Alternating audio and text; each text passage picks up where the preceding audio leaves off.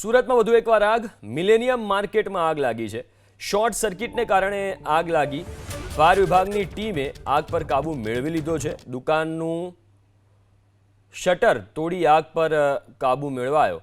Short સર્કિટને કારણે આગ લાગી હોવાનો અંદાજ છે. આગમાં કાપડનો જથ્થો બળીને ખાખ થઈ ગયો છે. દ્રશ્યો તમે સ્ક્રીન ઉપર જોઈ રહ્યા છો. આગ પર કાબુ મેળવી લેવામાં આવ્યો છે.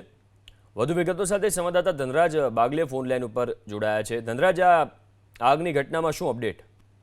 જી બિલકુલ, એક બાદ એક મિલેનિયમ માર્કેટમાં આગની ઘટના લાગી રહી છે. ત્યારે માર્ચ એન્ડિંગ પહેલા આગ લાગતી હોય છે, પરંતુ હવે આગની ઘટનાઓ માર્ચ બાદ વધુ લાગી રહી છે. ઉનાળાની ગરમી સતત વધી રહી છે, ત્યારે જે એસીની વાયરિંગની સ્વિચ છે ટ્રીપ થતી હોય છે અને જેના કારણે શોર્ટ સર્કિટ થાય છે અને આગની ઘટનાઓ ઘટતી હોય છે. આજે પણ એ જ પ્રકારની ઘટના મિલેનિયમ 1 માર્કેટમાં બની હતી, જેમાં દુકાનની અંદર અચાનક જ આગ ભભૂકી નીકળી હતી. ત્યારે ફાયર વિભાગને જાણકારી આપતાની સાથે જ ફાયર વિભાગ ઘટના સ્થળે પહોંચી હતી અને આગમાં કાબુ લેવાના પ્રયત્ન કર્યા હતા. જોકે ધુમાડાના ગોટે ગોટા જબરદસ્ત જોવા મળ્યા હતા. ત્યારે તાત્કાલિક ધોરણે આજુબાજુના દુકાનદારો છે એ બહાર નીકળી આવ્યા હતા અને ત્યારબાદ પાણીનો મારો શરૂ કરવામાં આવ્યો હતો.